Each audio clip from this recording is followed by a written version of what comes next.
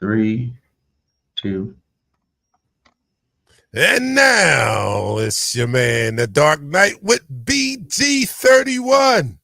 Our Philadelphia Eagles dominate on Monday night. Let's talk about it and talk about them damn condoms that we got coming up tomorrow. I'm your man. Let's go. Let's go.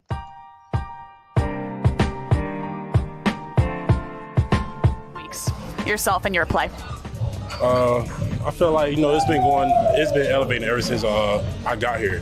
The guys have been helping me a lot, and talking to Fletcher, JD, all the D linemen, all the DNs, around receivers, it don't matter who it is, but everybody's just been giving me positive info, and I've been doing better from that. And why do you think you are improving? Is it your confidence? Are you understanding schemes better? What do you credit it to?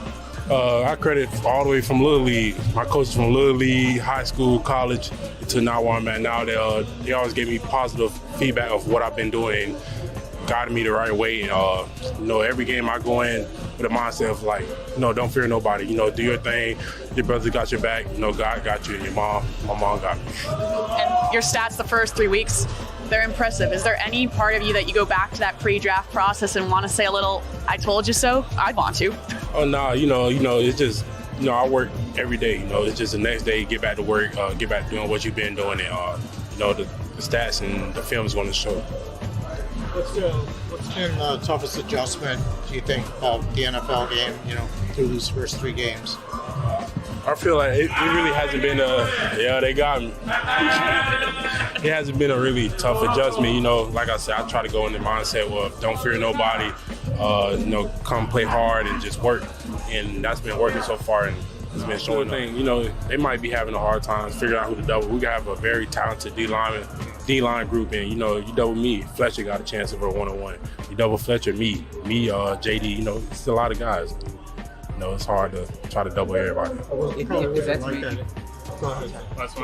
the vets made you get readers and all that during summer, carry their pads, what are they doing now? They've been pretty chill now. I'm happy you asked this after you left. But they've been pretty chill. It wasn't too much. Probably got some food, but that's it. Up for the plane? Food for the plane? Yeah. That's it. It's been kind of tough. It's been raining. Yeah. Schedule was kind of quick, but whatever I could do, if they asked for, I'll do it.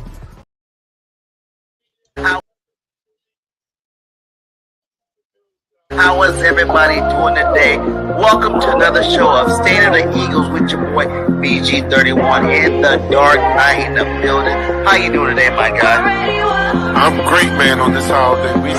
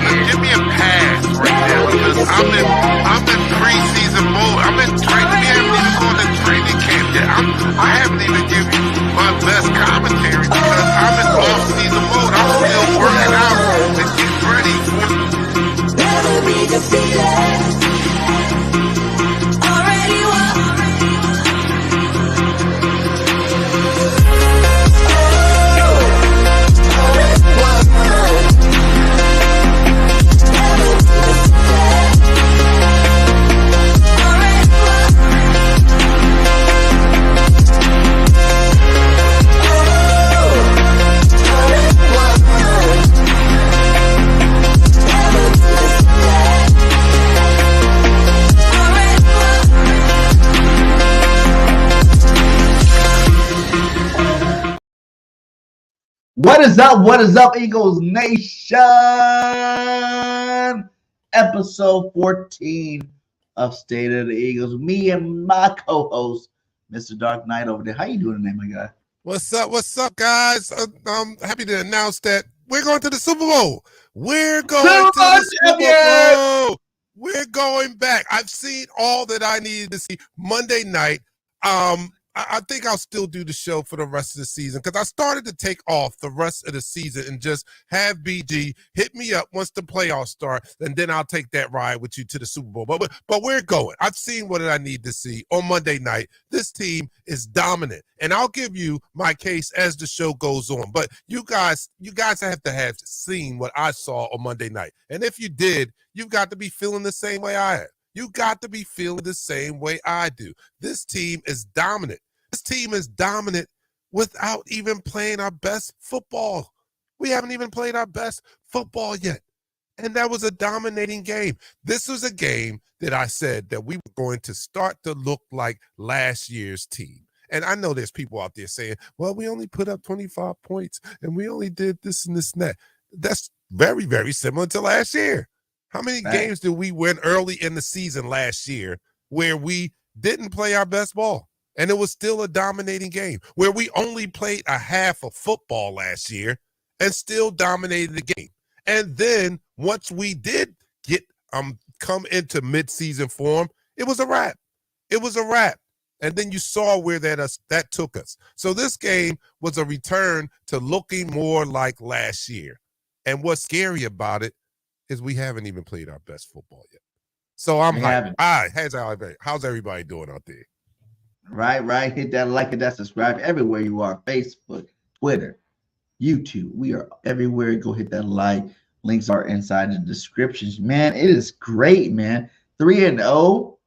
About to be 4-0. About to go into the NFC East to go play these Commanders this week. I am excited about it, man. Things been going great. I told you my big dog Jordan Davis making some plays, doing his big thing out there. We got Jalen Carter out there doing this thing. The offense is starting to get it together. Nick's starting to understand that we definitely got a number one back and DeAndre Swift. So, I knew once I seen him in his recruitment video that he was going to come home. He's going to do big things. I was there to opening night for a home opener to watch him tear it up there, and he's been tearing it up ever since. So, man, how do you feel so far? How do you feel so far about Swift and what he's doing?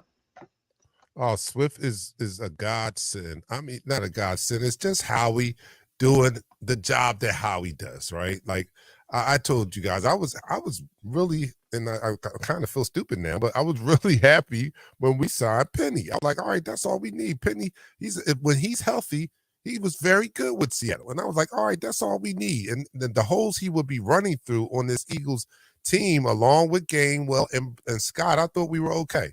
But then Howie doesn't rest there. He goes out and he pilfers Swift from Detroit. He pounces on the opportunity once they draft Gibbs to go get Swift. And that has proven to be a godsend. And not I'm going to get spiritual. I'm going to take us to church. It was a godsend. And it was God making divine intervention that Gainwell didn't play against the Vikings. That was divine intervention. Because had he played against the Vikings, we might have seen him get the bulk of the carries, and we might not have seen Swift rush for 175 yards. So thank you, Lord. Thank you for sending Gainwell out that game and allowing us to see how potent and explosive Swifty is. Because now that argument should be over. We should not have to worry about who our number one running back is anymore. We know his name is DeAndre Swift.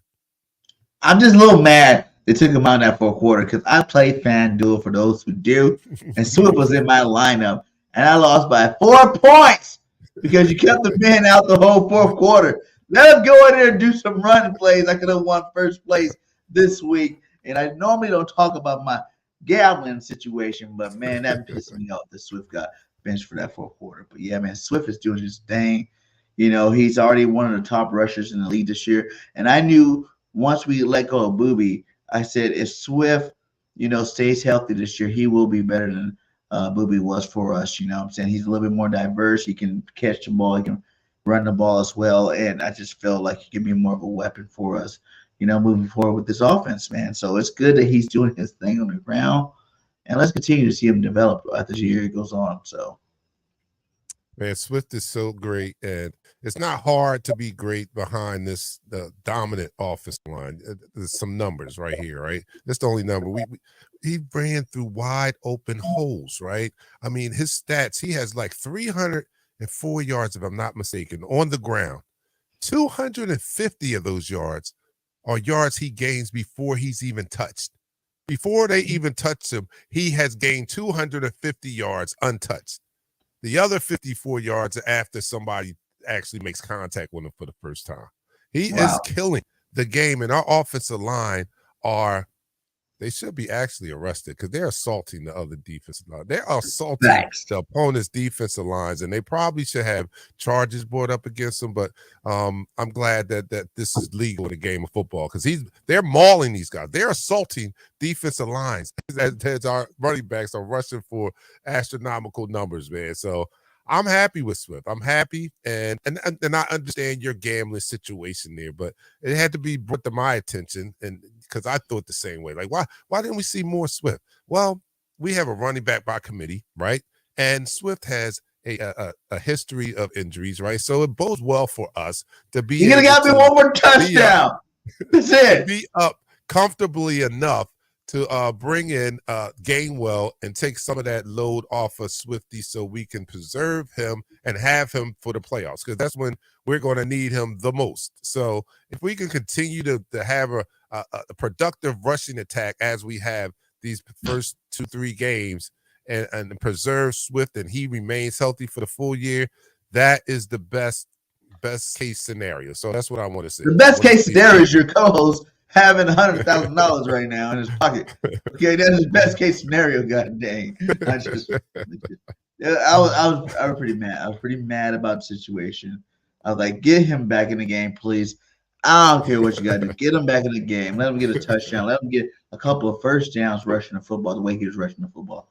You know, he got like a 7 yards per carry average right now. Like you said, these holes are massive. We are showing why we are the best offensive line in football. And I love every part of it, man. And, you know, we hear a lot of talk, though. We're hearing a lot of talk about this. What do they call it now? The Philly shove? Is that what they call it? Philly shove? The brotherly shove. The brotherly shove. Yeah.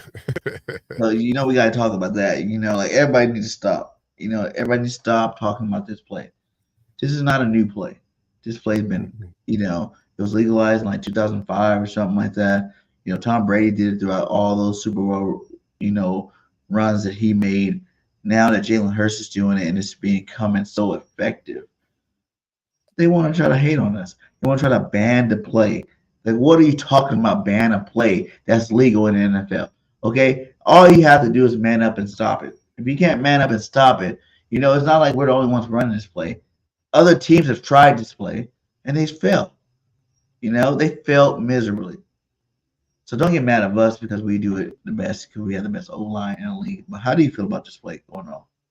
I love the play. I mean, I don't understand what all the hubbub is about. I mean, we have a play that we're very good at, and it sucks to be everyone else. I mean, I don't know what to say when we do something very well and the rest of the league is jealous. What is there to talk about? To me, this is a non-issue, just the haters doing what they do. If anything, it just gives us something to talk about on our Eagles content shows. But it's a non-issue for me. I don't care what they think, especially when it's benefiting my team and we can do it better than anybody else.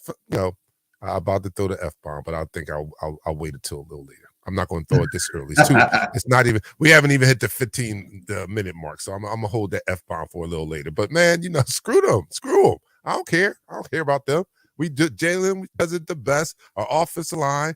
Hey, why don't you guys try doing it? I don't know. Right? I don't know what to tell them. Like, yo, like you're trying, you're not succeeding.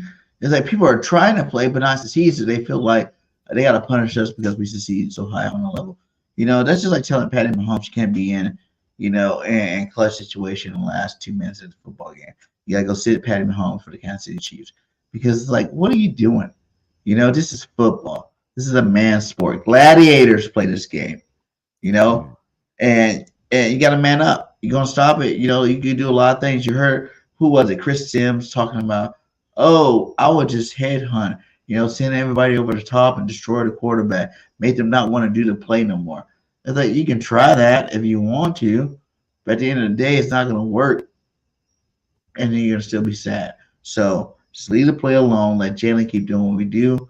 Let this offensive line keep doing what they do, and we're going to keep doing what we do all the way to the Super Bowl this year. So I'm like you said, I'm over this whole conversation. I just had to dibble dabble on it a little bit. All right. Well, since you brought this name up, let's do some housekeeping right here. There are a couple names that we do not utter on these airwaves of Eagle content creators. Number one, and you're only going to hear this one time because I'm not going to utter these names anymore. Number one, we don't talk about one Chip Kelly. We don't mention his name. We don't mention that damn name on this show. We know what devastation he did to this team, right? By getting rid of the players that he got rid of. We don't utter that. And the next name, we don't utter Chris Sims' name. He's an idiot. He is an idiot who is a giant hater, just a flip-flopper, somebody who's after clickbait. He has these outrageous takes. He always seems to be hating on our team and Jalen Hurts in particular. 1 minute he's hating them, next minute he's better than I thought. Now he's talking about he wants the opposing team to headhunt our quarterback. So we don't utter those names. And from now on, if they're uttered ever again, we're throwing the flag on the person who does it. So we don't talk about him, man. I mean, he's an idiot talking about what he would do. What he should have did was play quarterback, which he couldn't do, and that's why he has to talk about football now. So, screw that guy. I was about to give him the F-bomb. All right, I'm going to hold off a little bit. I'm still going to hold off. You're not a bomb tonight. Yo, I'm still excited about this team, man. I'm excited about what I saw on Monday night, right? And I know we're going to have to get a little more realistic and talk about everything that didn't go our way, right? Because that's just the reality of us discussing our team. So I know we have to do that, but I have gotten so much out of what I saw, like we were perfect even in our imperfections. I mean, meaning the domination was so real, and we didn't play a perfect game, and we still, we played offense easily left about 20 points on the field. Easily left 20 points on the field. We could have been in the 40s very easily, but the offense was not clicking on all cylinders. But yet there was not a point in that game where you thought that I'm sorry, who did we play? I'm forgetting. I'm having brain freeze. Tampa Bay. There was no point in this game that you thought Tampa Bay had a remote chance of winning.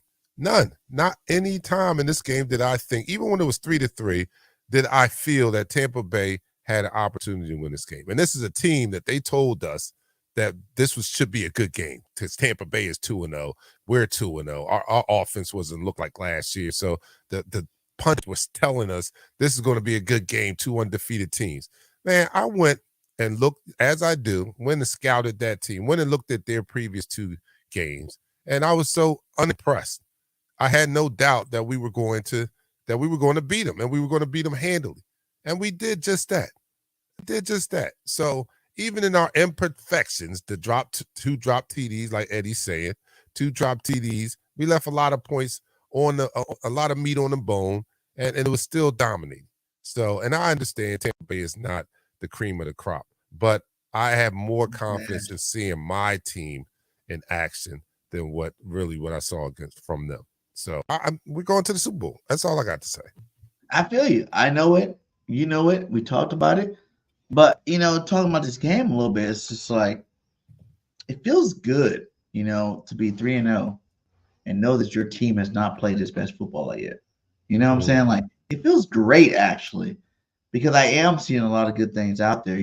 Defense, mostly on the defensive side, there is a lot of things on this offensive side I do want to see change. Brian Johnson's doing a decent job, but I want to see better. I want to see more. I want to see bigger plays. People are missing plays too out there, so I can't blame them completely. It's part of. Do you think it's more part of us not playing starters in the preseason? I think that could be a byproduct of it. And I think a bigger byproduct of it is the fact that you know, the opposing or all defensive coordinators in this league now has a year's worth of film on what we like to do, what Jalen likes to do best. And it's their job to come up with a scheme to stop this, right? So in the first 2 games, I believe we've seen the attempts at the opposing defensive coordinator, starting with one of the best in the history of the NFL, Bill Belichick, coming out and kind of laying a blueprint on how to take Jalen out of what he likes to do best, right? So we saw that in the first game. And this is a copycat league. So Belichick had some success in slowing down our explosive plays in that first game. And then every team after that just duplicated it, just copied that scheme. And the Vikings tried it, slowed it down. That's why the offense doesn't look as explosive. But what another good thing that I saw Monday night was I saw the adjustment, because everything is like a chess match, right? Everything's like a boxing match. There's a punch and then there's a counter punch, right? So we saw the opposing teams come out and give us their punch. And I think we started to see the counter punch on Monday night. Jalen recognized what he was seeing a lot better if you looked at it. Bill Belichick tried to confuse him, send the line 6 men on the line, then drop 8 back in coverage, try to give him confusing looks. And it was something that Jalen wasn't used to seeing, probably not even Byron Johnson and Nick Sirianni. So it took him a couple games. But if you pay attention to how Jalen orchestrated the game on Monday night, he recognized it. He was even calling he was luring the defense into showing what they were about to do. And once he recognized, okay, they got 6 on the line, but they're about to drop 8 back. Now I know what to do. He was audible out of those plays and getting and having results with the slant routes to A.J. Brown, who had a great game, big game. The squeaky wheel gets the oil, and he's complained last game. And then Monday night, he got a lot more passes. But in that whole situation, Jalen was understanding that he was seeing. So him, Brian, and Nick sat down, and they understand what the opposing defense is trying to do, and they showed that they had a counterpunch for that. You cannot have an explosive game when the opposing defense drops 8 people in the coverage. We're just not going to see a whole lot of explosive passes when there's 8 people to cover 4 receivers. It's going to be slim pickings, okay? So the adjustment has been made. It's going to continue to be made because we're running it down people's throats now. So soon they're going to have to adjust to stopping the run. And once they bring those people up in the box, the passing game will open up again. So relax, people. Relax. It's going to come. It's going to come. The best thing is we're 3-0. We're 3-0, and we haven't seen this offense explode like last year. Imagine what it's going to look like when we start seeing that. And that kind of goes into this one that Anthony had for us. He said, Jalen worries me. It looks like Jalen is going back to his old self and keying on one player, A.J. Brown, instead of spreading it around. Like you just said right now, when you got 8 in coverage, obviously you're going to go towards your best receiver on your team, A.J. Brown, to get him the ball. The highest paid receiver on the team to get him the ball. But at the end of the day, like you said, 8 on 3, 8 on 4, everybody's getting double teamed. It's going to be hard for Jalen to really fit these balls in there. He doesn't like throwing interceptions. Until last game, he threw 2, and one of them was, obviously was a miscommunication type interception. So you don't want us to be that. You don't want Jalen to become that quarterback where he's just throwing the ball, just throw the ball. You want him to continue to do what he's been doing, and that's just leading the way. Hitting guys open, hitting guys in stride, things like that. You don't want him to force anything out there in that football field. And plus, this running game is definitely doing really good right now. And eventually they will have to respect us on the ground. Because if you don't, we'll keep running down your throat and keep scoring touchdowns. So what are you going to do about that? Look, here's a simple explanation. Jalen throwing the ball to A.J. Brown. This is not a formula that just happened. This is something that has been going on for a very long time in the NFL. What do you mean, Dante? What do I mean? Quarterbacks having their number one receiver, their favorite receiver, and feeding them the ball, right? Tom Brady had it with Randy Moss. Was anybody talking about we worried that Tom Brady is keying on Randy Moss? No, You throw the ball to your best receiver. You do. You trust him. When you have those quarterback wide receiver combinations that are dominant like that, you do try to get the ball to them. You do see Steve Young throwing it to Jerry Rice all the time. You do see the number one receiver getting a lot of passes. You know why? Because when they're that great and you recognize that they have one-on-one coverage, you trust them. You know what they can do. If I see my number one, a top receiver in the league with one-on-one coverage, I'm throwing it to him every time. Because my relationship with him is such that I know he's going to get the ball. If I have to trust whether that guy's covering is going to get the ball or my guy's going to get the ball, I'm going to trust my guy, especially when he's a top 5 receiver in the league. So this is not anything new, and I'm not worried about Jalen and keying on one receiver. He's not going to do that if AJ is double covered. But if AJ has any opportunity where he's one-on-one, yeah, I would throw it to him too. 9 times out of 10, maybe even 10 times out of 10. So I don't think that's anything that we need to be worried about. Yeah, because you know our boy, man, he don't like losing, man. He don't like losing. Let's put this up here, They asked Jalen Hurts, let's see. He goes, how'd you get to where you are about winnings and losses in the NFL? He said by losing, man. Like, this guy is so laser focused on winning. Everything he predicates on for the losses, he doesn't really study anything else but winning the football game. It's what drives him, it's what moves him, it's what makes him so great. He only wants to win football game. Losses don't really matter. He tries to move on from them. He's a winner, and I love this guy, man. How do you feel about what Jalen said about there? Come on, Jalen has not broke. Jalen, what's that? It's a line in the movie. What's that? Thunder. Dang, I forget the name of that. Darn it. No, with Robert Downey Jr. I can't remember, but anyway, he plays a black guy. The movie did Rodney. Oh man. It's a comedy. Tropic Thunder, Tropic Thunder. Yeah. Tropic Thunder, right? Yeah. Look, he says, man, I don't break character until the credits roll. He don't break character until the credit. Jalen does not break character until the job is done. So meaning this is the guy he's always been. Since the day he was drafted, Jalen has always been that mature leader in the locker room. And this doesn't surprise me. This is him summed up. I mean, he doesn't break character. This is nothing new right here. What made him, what does it say? Jalen Hurts on how he got to the point of only caring about wins and losses by losing. That's how. By losing, that made me only worry about wins and losses when I start losing. Because he wasn't used to losing in college.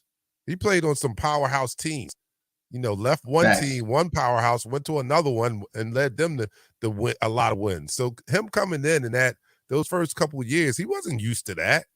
Of course he's going to be focused. Like, dude, I don't understand this.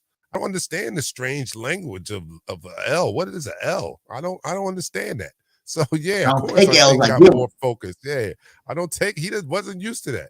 So yeah, he would be concerned about that. So it really doesn't surprise me that Jalen is as focused as he is, because that's the way he's always been. And we've talked about the intangibles that he had even before his physical play caught up to the outstanding young man that he had displayed to us. Before his physical showcase of abilities on the field, he was always exhibiting the highest level of character. So his play is up there now, and he hasn't broken character. He's still the same guy. What's up, E-Cosmos? What's going on? Okay. What's up with you, E-Cosmos? BG31 Dark Knight, what's good? How you doing today, my guy? He said, is AJ Brown the best receiver? I don't know, man. Like, I would say yes, but Smitty is still so legit. Like I said, I'm cool with the 1A, 1B. Both starters, both number one receivers. I don't really want to put one above the other, just for the simple fact that, like, you'd be discrediting the other guy. I think Smitty does stuff that AJ can't do. I think AJ does stuff that Smitty can't do. But together, that's what makes them the perfect combo. I think they're the best duo in football right now. Over Higgins and Chase, over Waddle and Tyree, even though they are so explosive over there. They're just kind of like the same receiver over there. So I think that these two guys right now, they complement each other very well, and that makes them an overall balanced best duo in the NFL. Well, I'm going to go out. I'm going to be more decisive, and I'm going to say yes. I think AJ Brown is the number one, and it's a matter of preference. I think that is close. I think Devontae Smith is a number one also, but if I had to, and the litmus test for me is simple. If I had to choose one, who would I choose?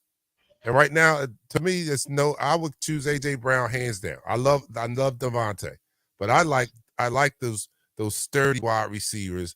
AJ reminds me of like a T.O. or like he's stout and he can out physical you. He runs great routes.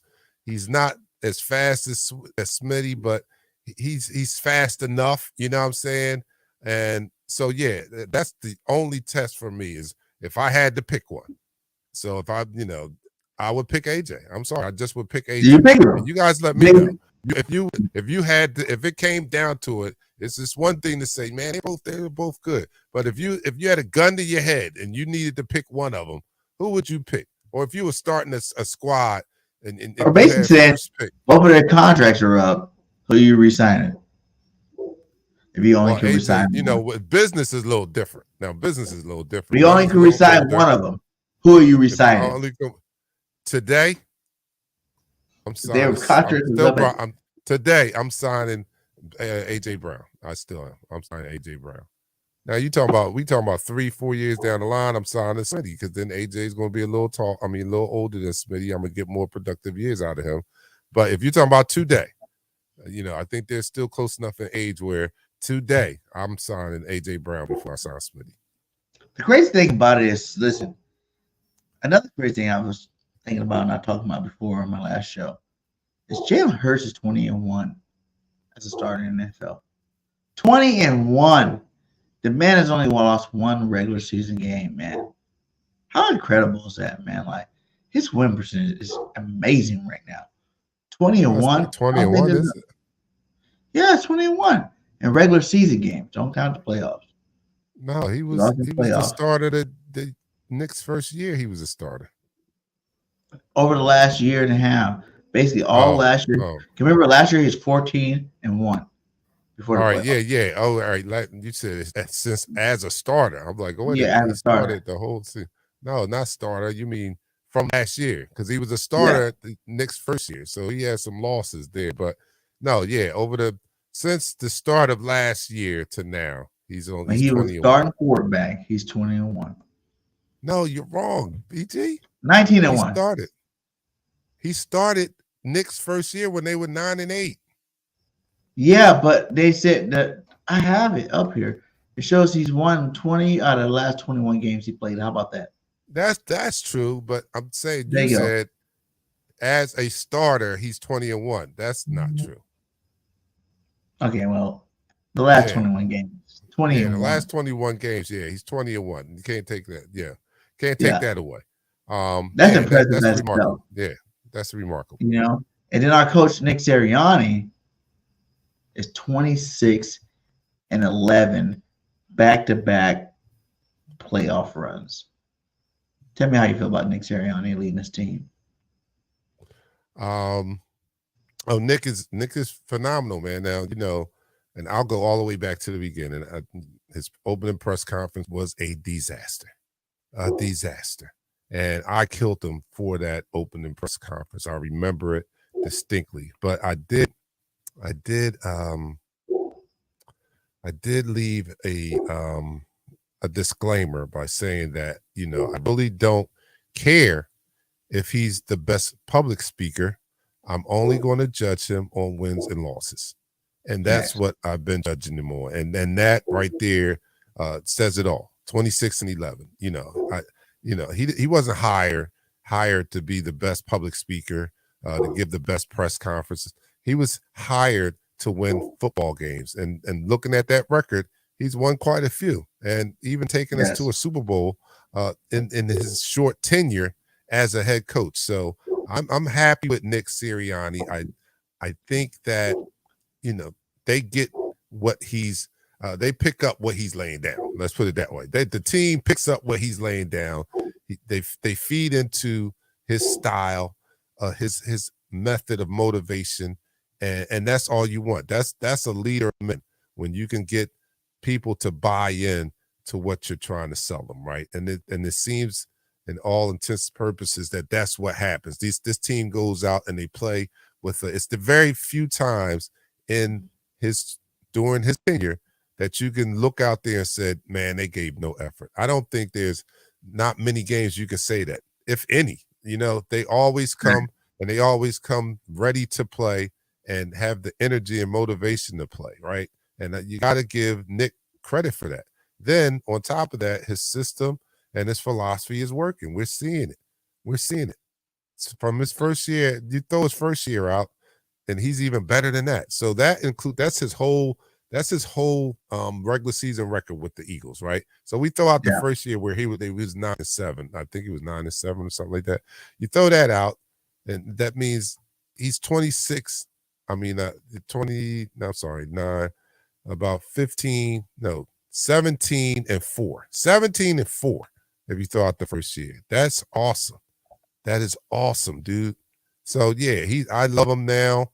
I think that that his ceiling hasn't been reached yet. I think that he's done a great job in adjusting. Like I talked about, the offense adjusting to this past game.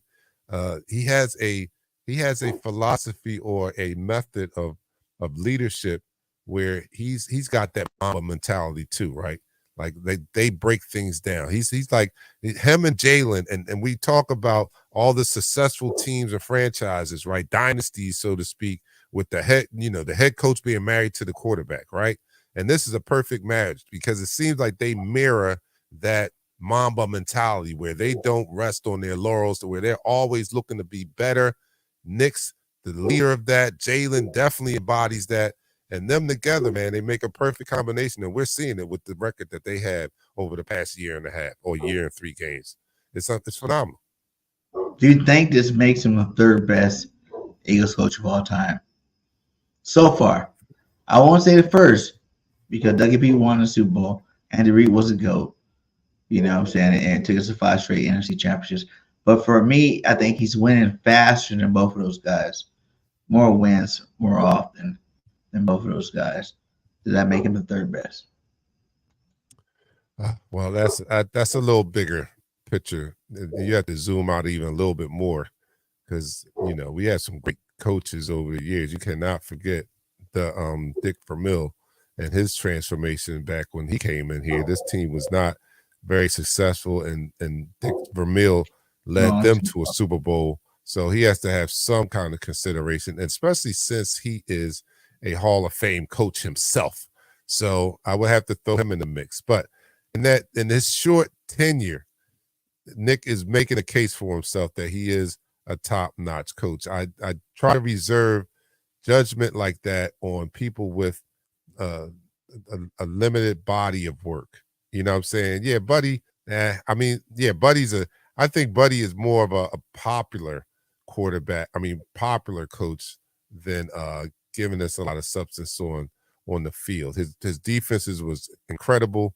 He didn't put a lot of energy into the offense, and thus Buddy doesn't have any playoff wins. So I don't know. As a popular vote, he'd probably be in the mix too, because I love Buddy too. Everybody loved the Buddy era and that brand of football, that bruising defense and stuff like that. So yeah, he would be in there for the popular vote. But I think if you looked at the numbers and stats, you really wouldn't probably put Buddy in the same conversation as those others. If you would talk about the most popular coach, yeah, he would be up there. But the best, I don't know if we can say he's the best. But I try to reserve some of the judgment on comparing people to all-time greats with a limited body of work, and that's where Nick is. But I think Nick is well on his way. He has the right trajectory to be in the top 3 by the end of his career. But in this 3rd season, it's kind of hard to throw him up there with Andy Reid, who's, he's definitely a sure Hall of Famer, just passed somebody on the all-time wins list. So you know, I'll put Nick. I'll give him an honorable mention. I'll give him that for where he is now in 3 seasons. Yeah, he's one of the top he's one of the top coaches, but I reserve that final say until he gets a little bit more into his belt.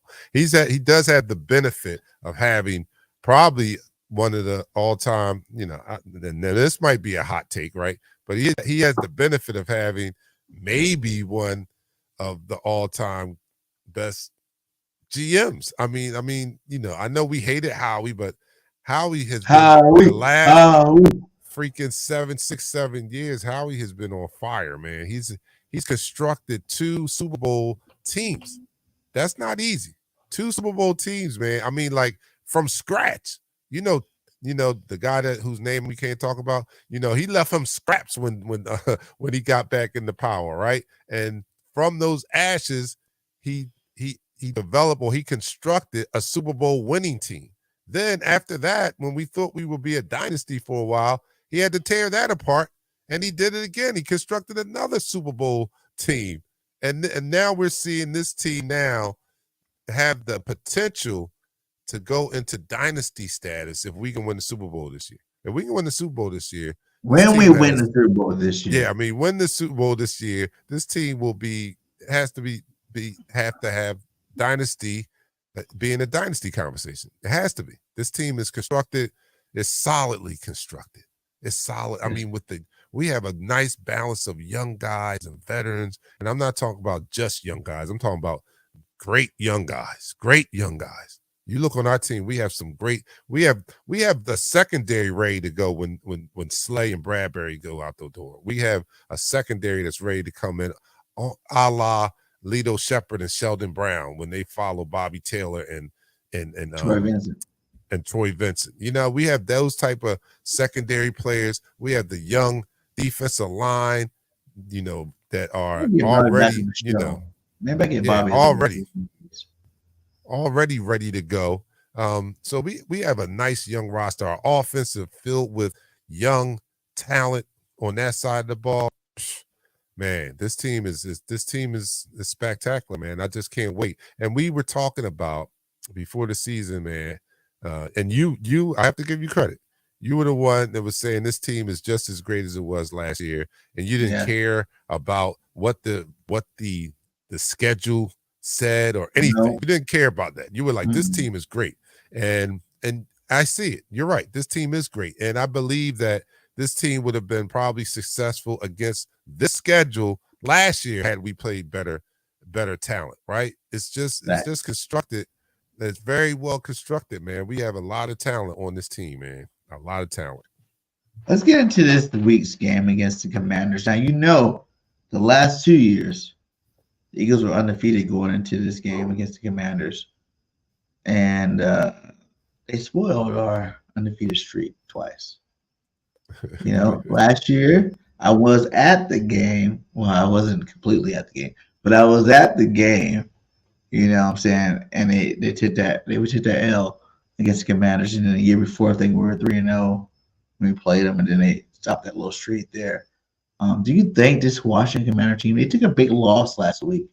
You know how teams get when they take that L.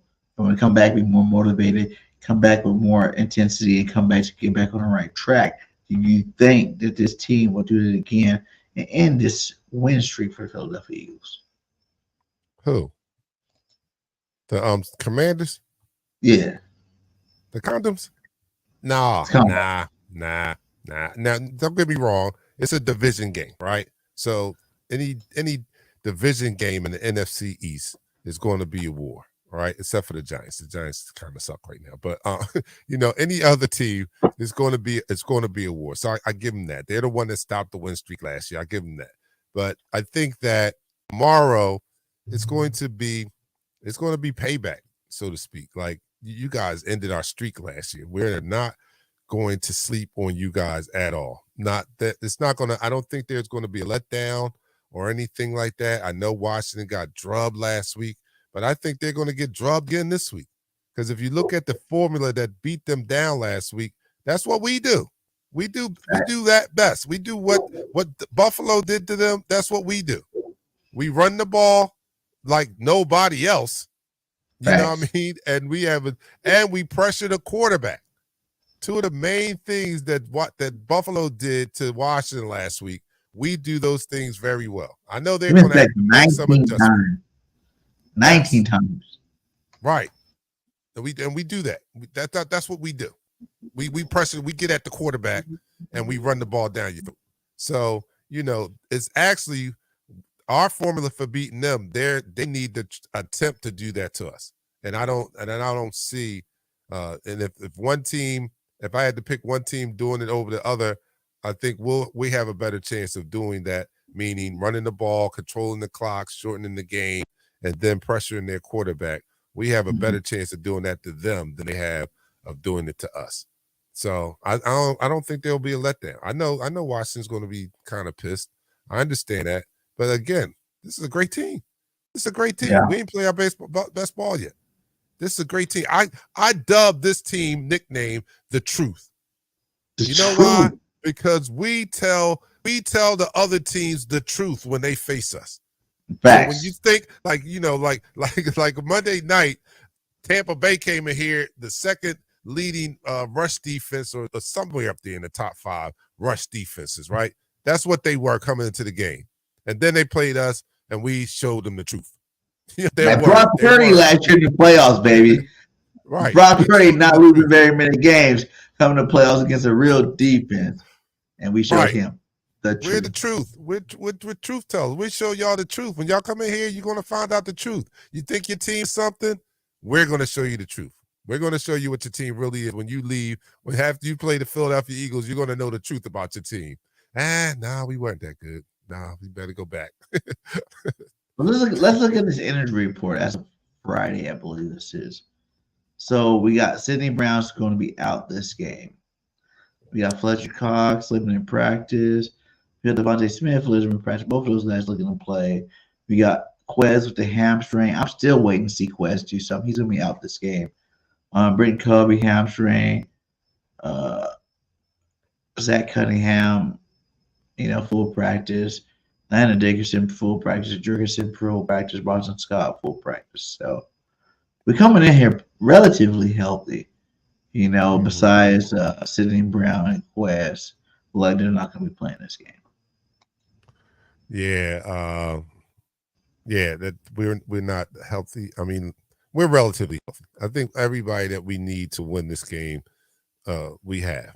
You always want your team to be 100%, but we do understand this is football, and you have to deal with injuries throughout the season, little nicks and bruises sometimes. So, this is all a part of playing. This is all a part of how we doing a great job, man, because no team, although we were one of the healthy last year, no teams get out of the season without some injuries. And Howie has done a masterful job of having backups or people in place that can come in and give us productive snaps while those said players are injured. And I think that's what makes this team so great is we do have a deep roster. We do have a deep roster. So, we got a couple people banged up and the such, but I think we have enough to beat the Commanders on tomorrow. No letdowns. Speaking of Commanders, there's my boy Big Symbol 422 in the building.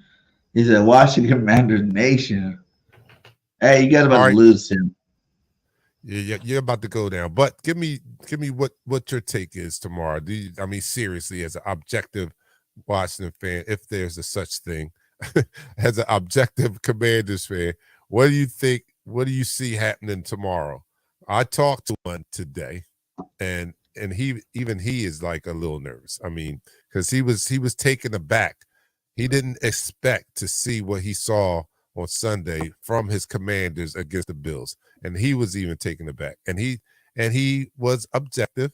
He said that after any defensive coordinator gets 4 games of film on a quarterback, they pretty much have figured him out. And he said that was what's their quarterback's name? Howell. Not Howell. What's his name? Yeah, Sam Howell.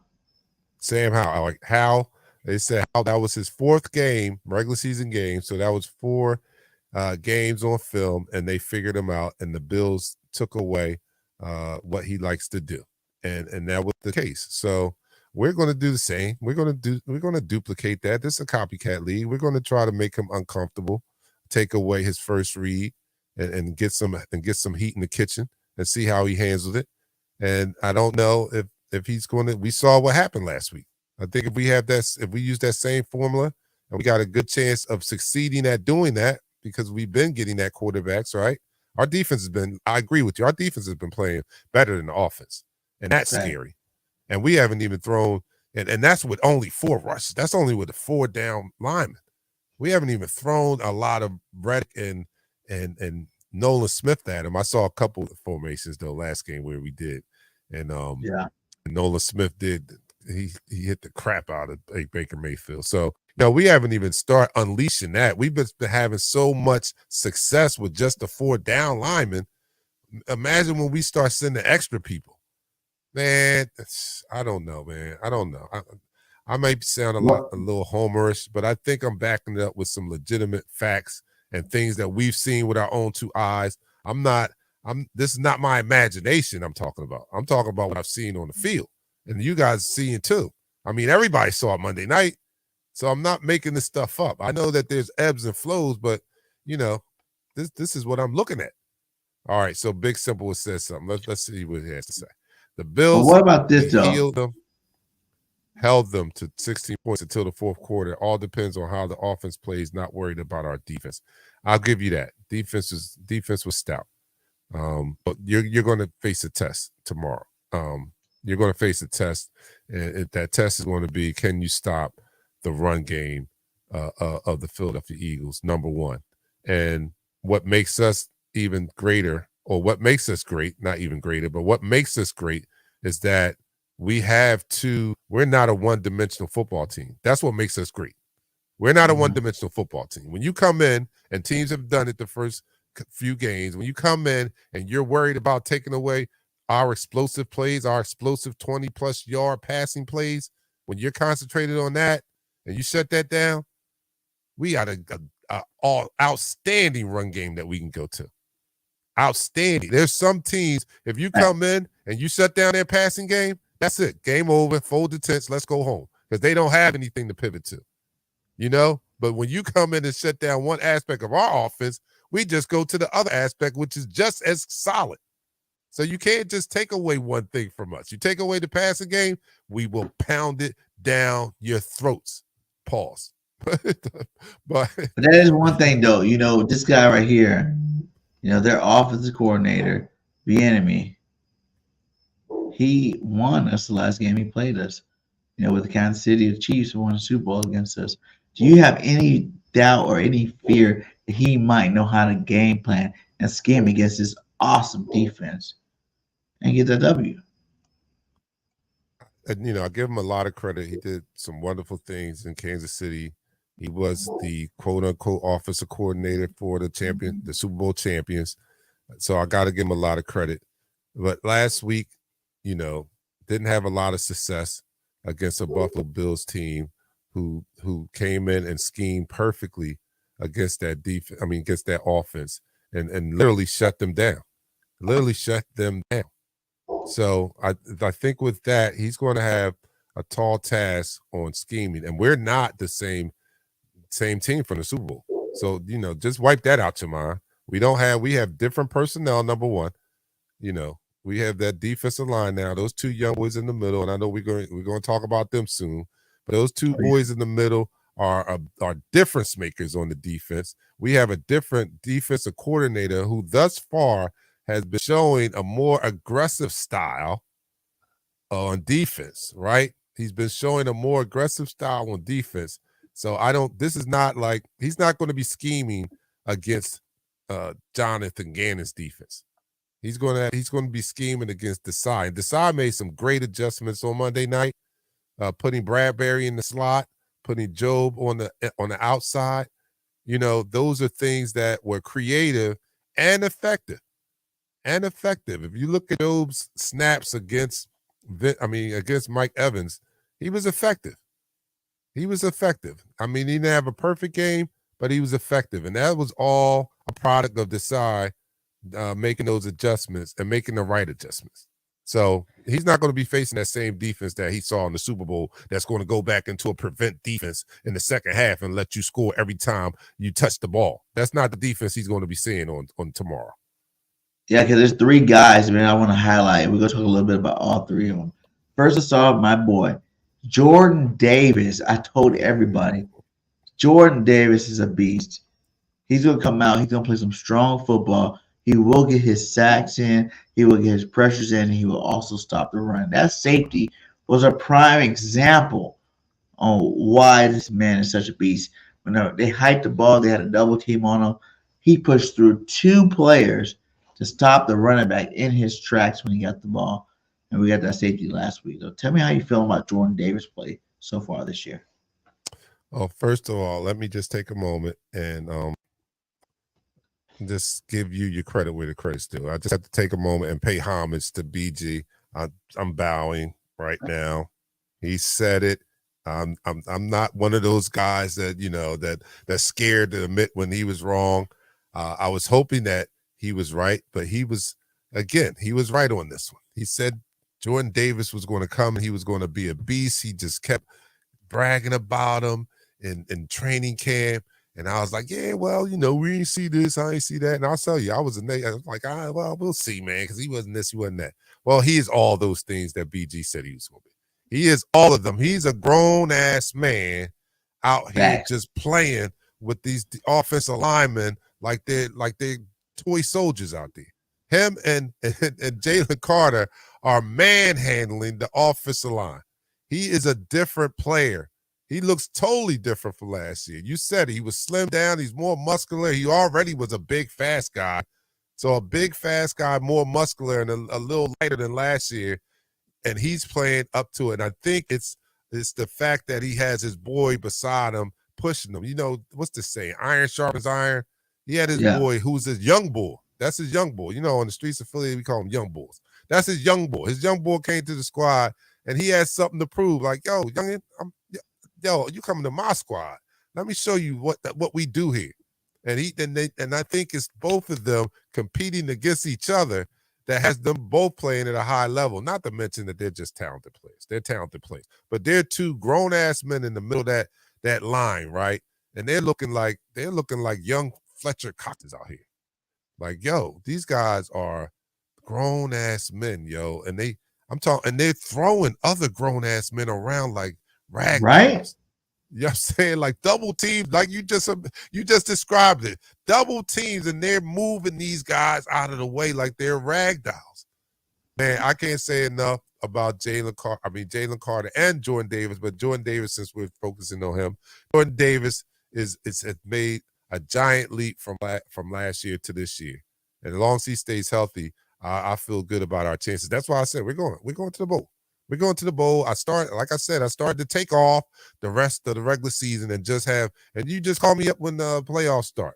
You know what I mean? Just call me up when the playoffs start and we'll take it from there. But no, I think I will stay locked in all season long because I don't want to miss any of this excitement, any of this enjoyment that I'm getting from watching my Eagles play every week, man. And I told people last year, and I'm gonna reiterate it again because it's happening. Savor every game. Savor every game. I know I sound like I'm going over the top, but do that because we've had those stretches where our team was not very good, right? Nice. We had those stretches. So when you get a stretch, when your team is one of the best in the league, you know what I mean? You have to savor each win that we get every week. So do that. Enjoy this. Enjoy your trash talking and all that, because that's what we do as Eagles fans. My big viral statement this year, when they go low, we go to hell. So yeah, that's just what we do. You know what I'm saying? We go to hell. So continue doing that, man. Continue with your trash talking, man. Walk into the opponent's fans, the den of hell or whatever, because I got a lot around here. I got Giants fans. I got all kind of NFC East fans around me. And it's nothing like walking into the clubhouse and being able to stick my chest out and say, yeah, Yeah, we smack y'all. Bow down. Yeah, Let's bow start down. connecting. Bow down. Remember that song back in the day? Bow down. That's how the NFC. Yo, look at this, my East man goes. Birdie. Bravo. Jordan Davis looks like Optimus Prime. He's out there grabbing running backs like bad kids. Right? That's a good one right there. He is, man. He They are, knew he was going to continue to be that dominant run stopper. That's just his size, his ability was going to be. But the people didn't realize he was going to get sacks too. And I think right now he has more than Jalen. I think he got 1.5. Jalen got 1.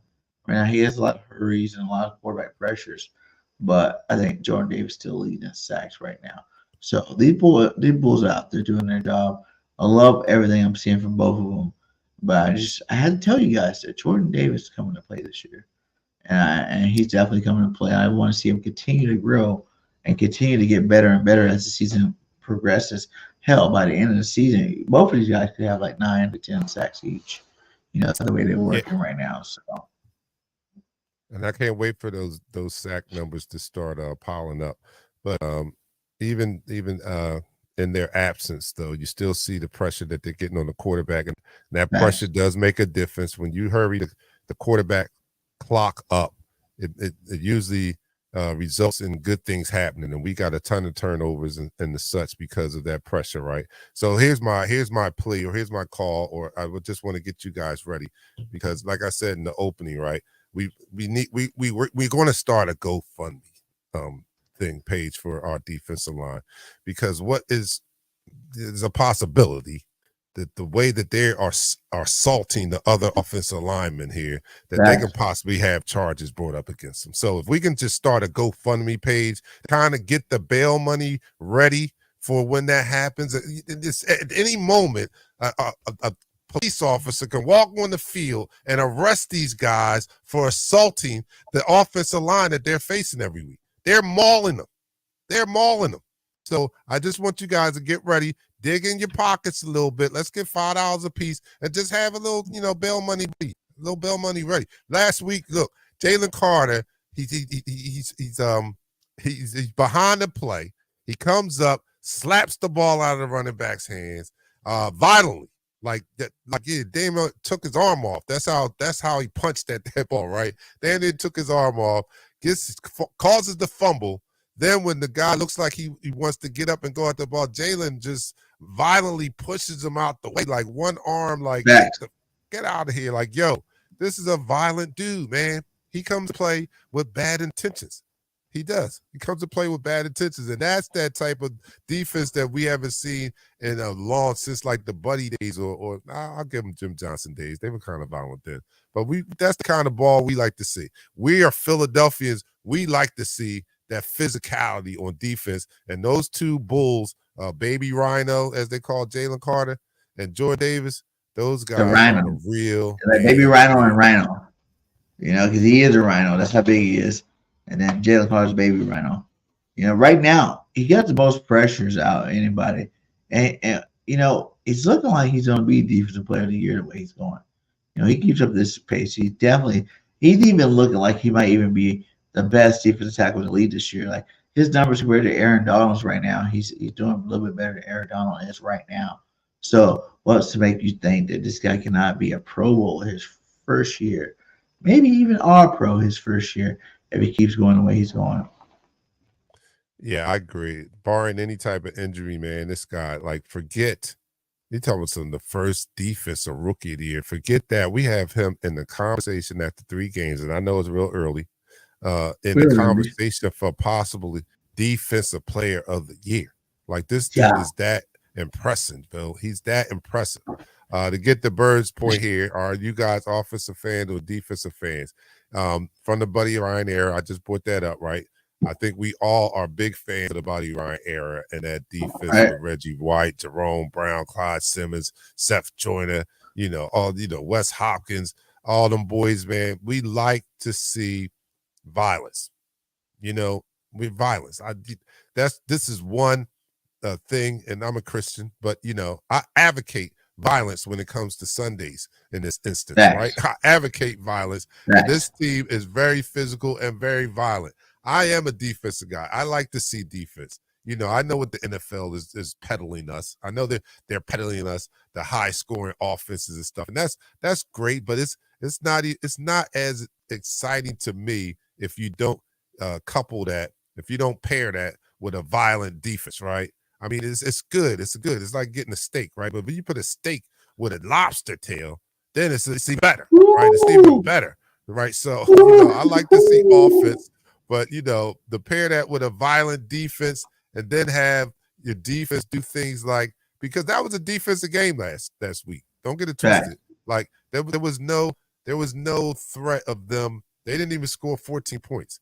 It was like, they only had 3 points till late in the game, right? So that was a defensive game, and our offense could have put up 20 more points, but the defense held that down, and the defense has been holding it down all year. To be for real, they really have. They're holding it down all year. All the turnovers in the first game and the such, they've been giving the offense many opportunities. I like to see this defense. I like the way they're playing. I think that they're going to get better. I don't think we've unleashed. We haven't even seen Hassan Reddick show up to the party yet. Wait till he show up to the party. Like, yo, come on. We didn't talk about that because that's going to be some of my hot takes before we get out of here for sure. That's going to be my hot take. I think Hassan Reddick's about to blow off. But hey, shout out to you from Sydney, Australia. You know what I'm saying? Mario's out there. That's what's up, man. It's sunny right there. It's dark where I'm at. But hey, shout out to you for being there and watching us. Support the channel. Like I said, if you're from Facebook, you guys can always come over to the YouTube side of things. We love you over there as well. Facebook. Become subscribe to us on YouTube. It is a lot more easier to make that cheddar and keep us doing this a lot more often if you come over to the YouTube side. But we're thankful for all your support from either side. Make sure you're hitting that like, hitting that subscribe from both channels. So for sure. Yeah, definitely give us some love. We trying to catch up to BG's numbers. Go to Eagles Talk. You see that? Just pressing at Eagles Talk on YouTube and get me up to 1,000 people. Yeah, I'm trying to get up to your numbers on Facebook. Yeah, I gotta get my numbers on Facebook are great. We're chasing each other. I'm trying to get the Facebook crowd. You're trying to get to the YouTube crowd. We're definitely chasing each other there. And we're both going to get there because we're going to keep dropping these fire content that we do. Another guy I want to talk about, though, is Mr. Sweat. Josh Sweat has gotten better every single year he's been in the league. Look at this guy, man. 8 pressures, 3 hurries, 4 quarterbacks, 1 sack, a forced fumble. And he's just looking better and better every time you see him on the football field. How do you feel about Josh Sweat and the rest of this defensive line besides the JJ brothers? All right. Before I answer that, I just play a game with my Australian followers here. I'm probably up on their time difference. So let me just guess what time it is in Australia. Let me know if I'm right, Mario. So Mario, it is now 11:09 Sunday morning.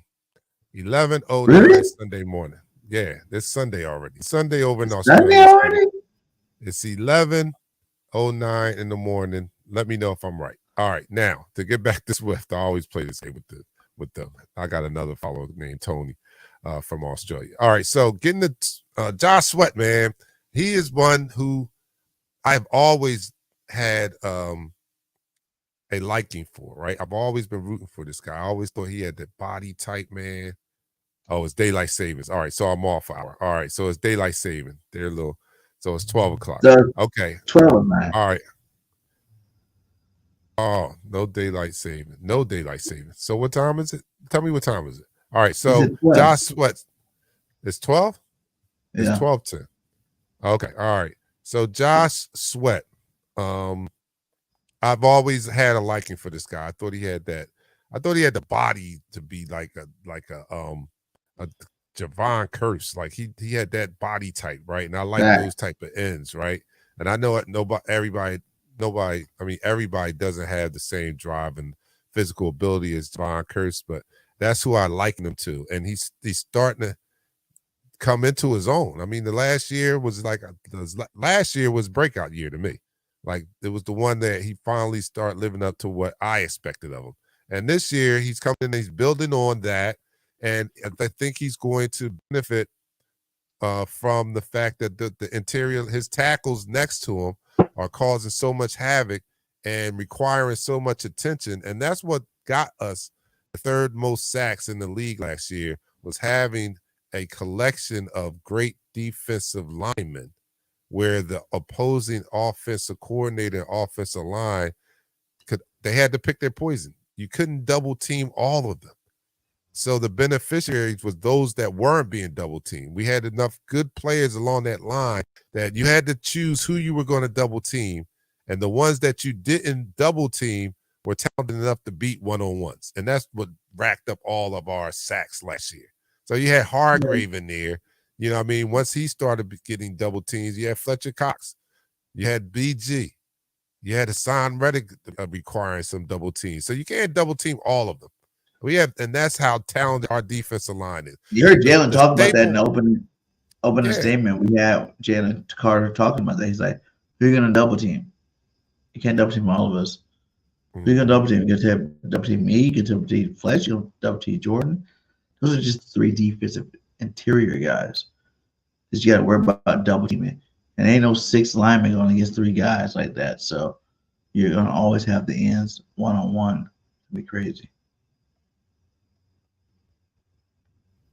Yeah, so I think Josh Sweat is going to be a beneficiary of playing alongside such talented players along that defensive line that he has, man. And I see the sack total starting to climb. It's not. I don't think it's going to stay where it is. But don't get me wrong. Now I want to see that because that's a sexy stat, right? I'm okay with quarterback more than 11 from last year. More than 11. Him? Oh, Josh Sweat. Yeah. How many he has now? I have to go by how many he has now. 1. I got 2. He has 1. So 10 in the next. I think it's a possibility. I think it. I'm gonna say yeah. I'm gonna say yeah because some people have him get more sacks than Reddick. You know, he being that guy that gets the 16 sacks this year, as opposed to Reddick actually getting it this year. Reddick has. All right, so let's talk about the elephant in the room. Eddie talking about it right here. It looked like you had a long day. Yeah. BG he's fried. He's fried right now. He's just holding on. Hey, I don't know what BG had a long day, but it was a great long day. I'm sorry for all the yawns, but it's been a great long day. I've been up early working, you know what I'm saying? But it's definitely been a great day for me and, you know, my family. So it's definitely a good thing. My bad. I stopped. No, you can't get past. You know, when you start yawning, I don't want to keep yawning, but after you do the first one, it's like they keep coming at you. I'm not even that tired, for real. It's just that they keep coming. I'm like, okay, hold on a second. Let me get that back again. You know what I'm saying? So it's been a long day, but we definitely rocking. I'm not even tripping off that. So we're looking at on that one, Eddie. This one you in school teaching like Mr. Gang, you with us? Come on, stay awake now. Hey, I am with you. I am down for the cause. Just tell me the game plan. Let's keep it rolling. So it's all good. So and now you know, this defensive line, you know, Sweat is doing his thing, and I think that, you know, I really feel like he can get to the 14 range. I don't know if he's gonna get to the 16 like Hassan Reddick did last year. I think that was a great year for Hassan. He was back in Philadelphia. That was inspired for 16 sacks. You know, inspired 19 throughout the playoffs. I don't know if Sweat's going to get that many sacks, but I can see him getting 13, 14 sacks this year. You know what I'm saying? Because considering all the attention that the defensive line is going to get, you know, in terms of the interior defensive line, man, I can see Sweat getting 13, 14. You know, and I love Sweat, man. I think he's definitely played back-to-back Pro Bowls. People don't realize he's been back-to-back. I think he might be the most underrated guy on our line over the last 2 years, considering he'd been back-to-back Pro Bowls. I think Sweat is coming into his own, and like I said, I think I'm hoping also that these sacks come in bunches, right? You know, last year we exploded on Washington. Washington was the game where we opened up the sack bag. Oh, yeah, the first game, huh? Yeah, that first game when we got 9 sacks. 9 that game? Yeah, that game. So that kind of opened up the sack party. So I'm hoping that we can start the sack party tomorrow, and get them in bunches and start putting up more, because we're not anywhere near the pace that we were on last year. So I think that they come in bunches. By week 4 last year, how many sacks did we have? I don't know. That'd be a good stat. You guys know that in the chat. Let us know how many sacks did we have by week 4 last year, because I don't know, man. Except it's so different now, and there's 17 games, so you get that whole extra game there. And I think that I know we have more sacks than what we have. I think we only have like four sacks this season, somewhere around there. That's not good, But we got a lot of pressures. Jalen Carter is like leading all defensive tackles and pressures, so I know we got a lot of pressures, but we're just not getting the sacks. But I remember that year, what was it, 2 years ago? BG was talking about it. The Eagles started out really low on sacks. He's like, it's coming around. We're almost there. We're almost there. We're just starting these first couple of games out. We're just starting. They're gonna come. They're gonna come heavy, and I think that's another situation that we got to hear this going here this year, because I think that we're gonna start seeing multiple sack games, moving forward. Like this team is starting to gel. I think people don't realize we haven't even gelled yet. It's not even a perfect match right now. We're still working on gelling. Once we actually gel, I think that's when you're gonna start seeing the offense play better. And then you're gonna start seeing the defense playing better. We can get a lot more sacks, a lot more pressures. And we got 2 rookie coordinators. I think they're starting to understand what they have to do in terms of calling these games. And, like we did with Gannon and Steichen the first, 4 weeks of the season they were first started, we're all questioning him and seeing, hey, are these guys going to be the guys to take it to the promised land? The next year they actually took us to the promised land. I think that's how we are still with Desai and Johnson right now. We're still waiting for them to gel, meshing that talent with a production on the field. And I think it's going to come. Yeah, I think so too. But in the meantime, I'll take the wins, even when they're not pretty or they're not perfect games. Like I said, we're finding perfection even within our imperfections, right? We're dominating even with those imperfections that we're showing, and a lot more on the offensive side of the ball than the defensive side of the ball, and that's okay, because like Birdie asks, if you're a defensive person, you're having a lot of fun watching these games, because the defense is really stifling, causing turnovers and everything. It's an exciting game. You are a defensive guy. You've enjoyed all 3 of these games. If you're a defensive guy, you've been enjoying all 3 of these. Now, if you're an offensive guy, you're probably like, yo, we gotta do better, which is understandable, because like I said, the defenses are they do have game film now. They are attacking the RPOs a little bit better, taking away what Jalen was so good at last year. That's their job, to take away what he was good at last year. But it's going to open up, because they're going to have to adjust to the run. They're going to. We're mauling people. They're going to have to put more people in the box, unless they want to get gutted like we just gutted the last 2 teams we faced. So once they do that and they lighten up, put more people in the box and lighten up that coverage, it's going to open up for Jalen. Jalen start looking like it. But this is not anything that should be surprising either. This history says that quarterbacks have, after having breakout years, usually regress just a little bit the next year. You know what I'm saying? Even Patty Mahomes. So you think that's going to happen? It's still too early for me to say Jalen's going to regress. I'm not saying not regress to the point where they are terrible. I'm talking about their numbers. You know what I'm saying? Yeah. Not their ability, their numbers. That's a big difference. Your numbers you can still be the same dynamic quarterback you were in your breakout year, but when defenses adjust to what you like to do, they can make your numbers go down a little bit. Like for instance, Jalen's numbers are down now, not because defenses are actually stopping him, but they're forcing us to run the ball. So if we're running the ball more than we were passing it last year, of course your numbers are going to go, they're going to regress a little bit. So I'm not saying regress where he's getting worse. I'm saying regress because they're taking away some of the things he likes to do. They're taking away more passing opportunities.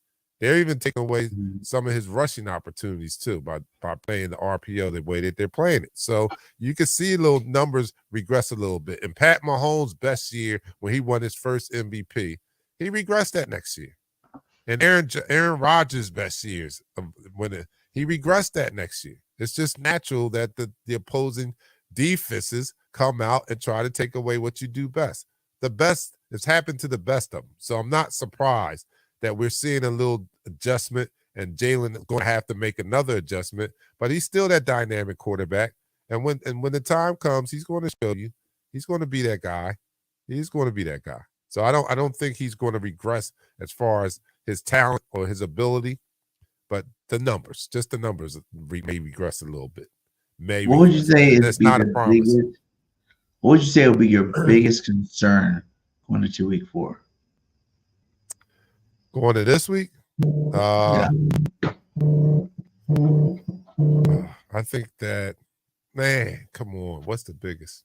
I don't have any. I mean, all right. The only concern I had is it's a division game.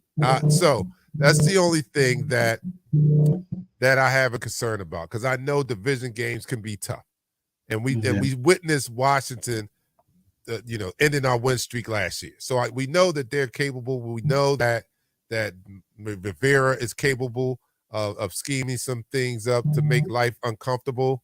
So that's probably my biggest concern. But my confidence level that will happen is not high. I'm not confident that will happen tomorrow.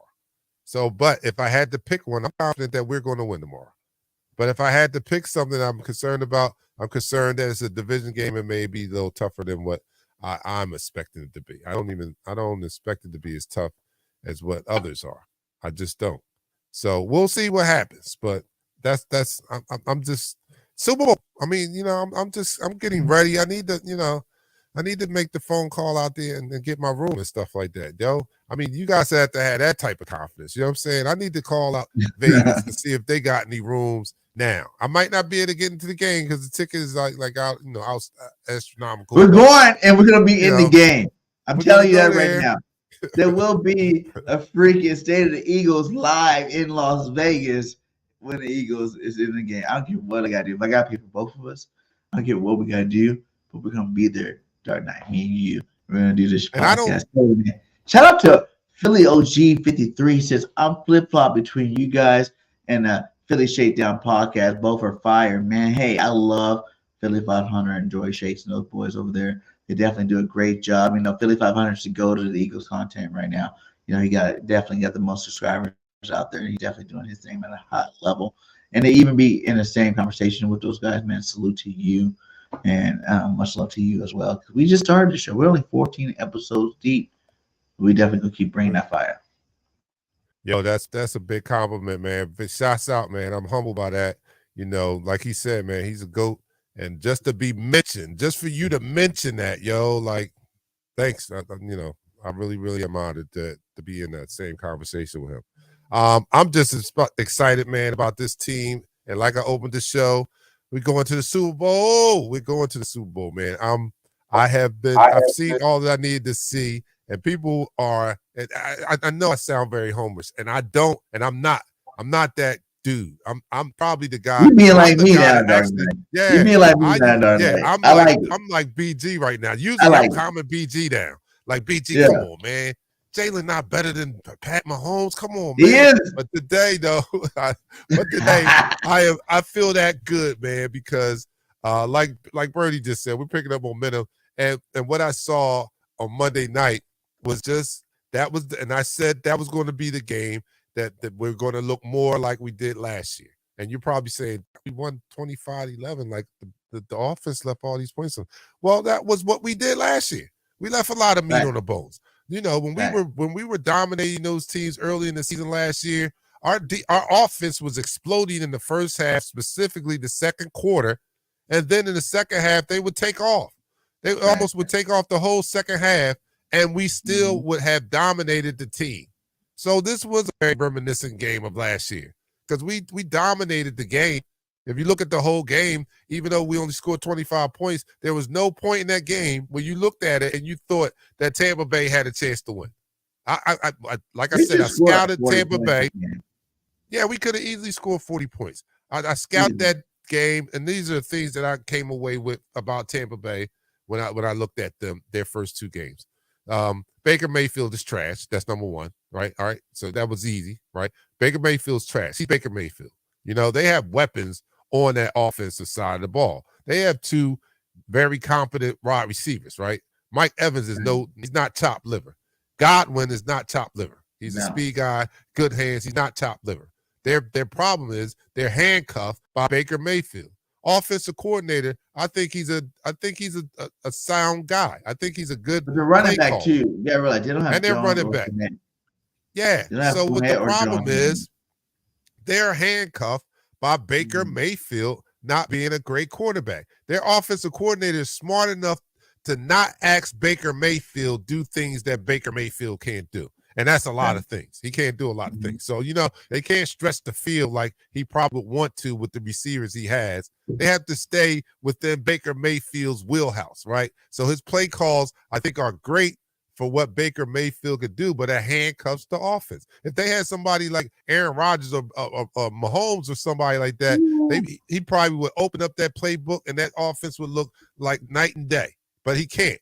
So they were handcuffed there. Then I look at the defensive side of the ball, which Todd Bowles is a brilliant defensive mind. I was a little bit worried about that. But with the way that our offense is rolling in the run game, it's really nothing that he could scheme. I knew he was going to come out and try the same tactics that the Minnesota and Belichick tried against us, trying to show those exotic looks, showing six men on the line and then backing up. But like I said, there was a counter move.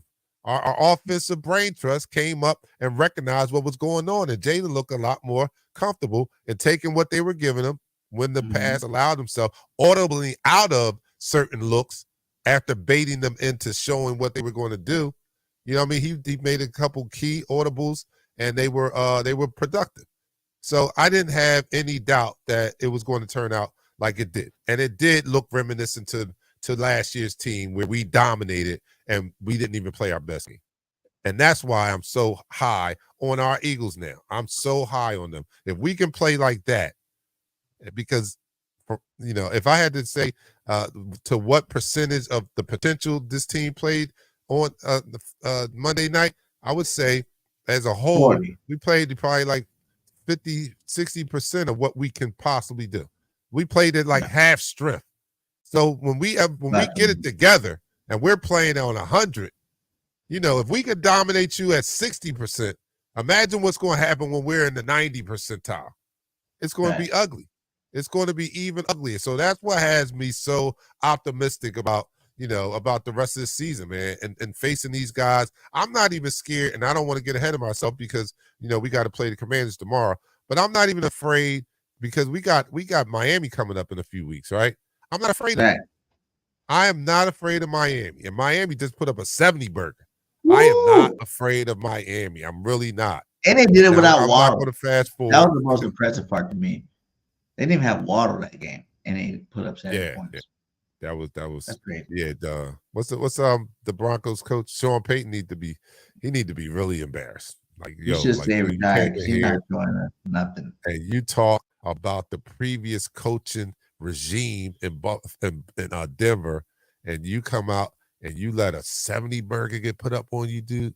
Right. They damn near had like a year's worth of stats in one game. Like, yo, the first time ever, 5 touchdowns passing, 5 touchdowns rushing.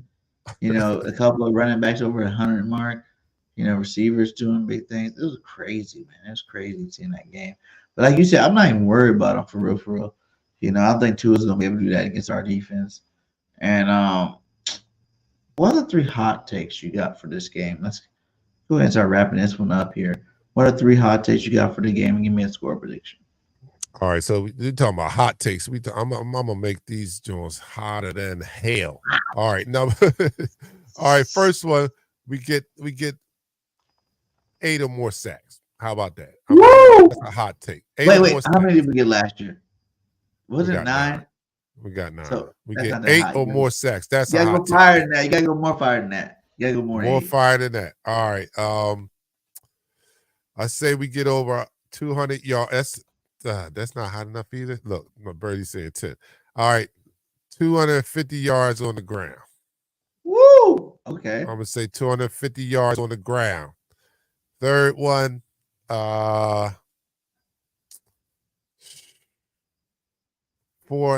turnovers. 4 turnovers. So I got 8+ sacks, 250 yards on the ground, 4 turnovers. Oh, that's a good one too. I like that one too. Yeah. Look at Verdell. He coming to have the real hot taste. Carter with 3 Yeah, that's sacks. a real hot one. Yeah, that's a I'm real gonna say hot this one. though.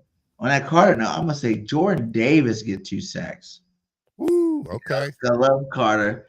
I'm a Jordan Davis guy right now. I still push my boy Jordan Davis to change the game in DT. So Jordan Davis get 2 or more sacks. I'm gonna say this defense gets, less than 300 total offensive yards. And I'm gonna say my boy Jalen freaking Hurts gets his first 400-yard game. All right, that's a hot ass take. That's You know what I'm saying? I don't know how many touchdowns. I don't know how many what. We look at his first 400-yard game.